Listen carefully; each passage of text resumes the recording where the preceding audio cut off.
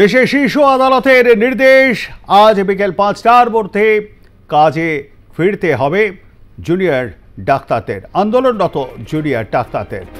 একই আর্জি জানিয়েছেন মুখ্যমন্ত্রী মমতা বন্দ্যোপাধ্যায়। গতকাল নবান্ন সভাঘর থেকে এই আর্জি জানিয়েছেন, কিন্তু এখনো পর্যন্ত তাদের নিজেদের দাবিতে অর্থাৎ কর্মবিরতিতে অনড় জুনিয়র ডাক্তাররা, এবং এর প্রেক্ষিতে তারা বেশ কিছু দাবি দাওয়া রেখেছেন। তার মধ্যে একটি রয়েছে পুলিশ কমিশনারের পদত্যাগ, তার পাশাপাশি তাদের নিরাপত্তা, এটারও যেমন দাবি জানিয়েছেন জুনিয়র ডাক্তারদের নিরাপত্তা। এর পাশাপাশি কিন্তু আরও বেশ কয়েকটি দাবি রয়েছে, তার মধ্যে স্বাস্থ্য সচিব, স্বাস্থ্য অধিকর্তা, স্বাস্থ্য শিক্ষা অধিকর্তার ইস্তফার দাবি। ঠিক কি বলেছে জুনিয়র ডাক্তার, আমরা সেটা একবার শুনবো। এইটা যদি স্বাস্থ্য ভবনে গেলেই আপনারা দেখতে পাবেন, এবং পাশাপাশি আমরা যেটা বলে দিতে চাই যে আমরা স্বাস্থ্য ভবন যাচ্ছি, আমাদের সুনির্দিষ্ট দাবি দেওয়া নেই।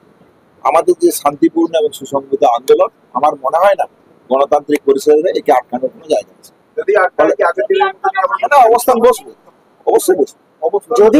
যদি দেখা যায় যে আমাদের গণতান্ত্রিক এই আন্দোলনকে অগণতান্ত্রিক ভাবে আটকে দেওয়ার চেষ্টা চলছে, তাহলে যে জিনিস আপনারা লালবাজারে দেখেছিলেন সেই জিনিসে দেখতে পারেন। বারবার তো এই দাবি উঠে এসছে যে আমাদের স্বাস্থ্যের অবস্থা কি। এই জায়গা থেকেই যদি আপনি দেখেন যে একটা পেশেন্ট হসপিটালে আসে, সে বিভিন্ন জায়গা ধরে চক্কর ঘুরতে পেটের অভাবে ঘুরে বেড়ায়। সুপার স্পেশালিটি হসপিটাল তৈরি হয়েছে, সেখানে একটা সিটি স্ক্যান অব্দি হচ্ছে না। তাহলে এই যদি আমাদের হেলথ সিস্টেমের অবস্থা হয়, আমরা যদি এই হেলথ সিস্টেমে যদি এই কন্ডিশন হয়ে থাকে, তাহলে এই হেলথ সিস্টেম শোধরানোর কোনো প্রয়োজন নেই। তাহলে স্বাস্থ্য ভবন এই যদি কাজটা না করতে পারে, তাহলে আর কে করবে? তাহলে এই কথা বলে একটা আন্দোলনকে কখনোই এইভাবে বলা যায় না যে জুনিয়র ডাক্তাররা কাজে ফিরছে না বলে স্বাস্থ্য পরিকাঠামো ভেঙে পড়ছে। তাহলে তার যে জায়গাটা স্পেসিফিকলি আছে, সেই জায়গাটার দায়বদ্ধতা তার দিক থেকে থাকা উচিত। আমাদের দাবি অত্যন্ত পরিষ্কার এবং সুস্পষ্ট, যে সঞ্জীব ঘোষ স্যারের এগেনস্টে যে কমপ্লেন ছিল, সেই কমপ্লেন থেকে যে কেন তাকে তার এগেনস্টে ডিসিপ্লিনারি অ্যাকশন কমিটি তৈরি করে সাসপেনশন হবে। যে স্বাস্থ্য দপ্তর এতদিন অব্দি জানতো যে এই ঘটনার সাথে কে বা কারা জড়িত, তাহলে তাদের এগেনস্টে এখনো সরকারের পক্ষ থেকে সদর্থক ভূমিকা কেন নেওয়া হচ্ছে? আমরা পুলিশ কমিশনার নগরপালের ক্ষেত্রে দেখেছি, সিপির ক্ষেত্রে পদত্যাগের দাবি রেখেছি, এবং সেক্ষেত্রে আপনি সুস্পষ্ট বক্তব্য রেখেছি। চতুর্থ এবং পঞ্চম যে আমাদের দাবি ছিল, সেটা হচ্ছে সেফটি, সুরক্ষা এবং সেফটি সিকিউরিটির প্রশ্ন, এবং কলেজে গণতান্ত্রিক পরিবেশ তৈরি করার জন্য রেসিডেন্ট অ্যাসোসিয়েশন তৈরি করা এবং স্টুডেন্ট ইউনিয়ন তৈরি করা। এই দাবি মেনে নেওয়ার ক্ষেত্রে কি বাধা থাকতে পারে? কি এমন অন্যায় দাবি রাখছে? তাহলে এই অন্যায় দাবি যদি না হয়, তাহলে আমরা মনে করি গণতান্ত্রিক পরিসরে একটা সরকারের এই দাবি মেনে নেওয়া উচিত। এইটা যদি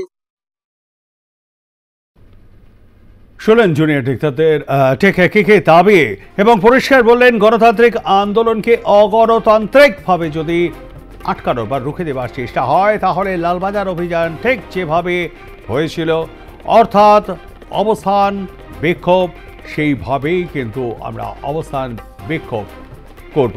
আমাদের দাবি অবশ্যই তার আগে পূরণ করতে হবে রাজ্য সরকারকে, তবেই আমরা কাজে ফিরব, নচেত নয়। এর মধ্যে আপনাদেরকে জানিয়ে রাখি যে আজকে বেলা 12টায় করুণাময়ী থেকে স্বাস্থ্য ভবনে যাবেন জুনিয়র ডাক্তাররা, এবং রাজ্যের স্বাস্থ্য সচিব, স্বাস্থ্য অধিকর্তা, স্বাস্থ্য শিক্ষা অধিকর্তার ইস্তফার দাবি নিয়ে যাবেন তারা। আজকে দুপুরে স্বাস্থ্য ভবন অভিযান, আন্দোলনরত জুনিয়র ডাক্তারদের 5 দফা দাবি তো ছিলই, যেখানে সেফটি সিকিউরিটি বা পুলিশ কমিশনারের পদত্যাগ, দোষীদের শাস্তি, 9 তারিখ যে ঘটনা ঘটেছিল সেই ঘটনায় দোষীদের শাস্তি, দ্রুত তদন্ত প্রক্রিয়া শেষ করা, এর সঙ্গে আরও বেশ কিছু দাবি দেওয়া যুক্ত হয়েছে। সেই সমস্ত দাবি সনদ পেশ করতে আজকে স্বাস্থ্য ভবন যাবেন মিছিল করে আন্দোলনরত জুনিয়র ডাক্তাররা।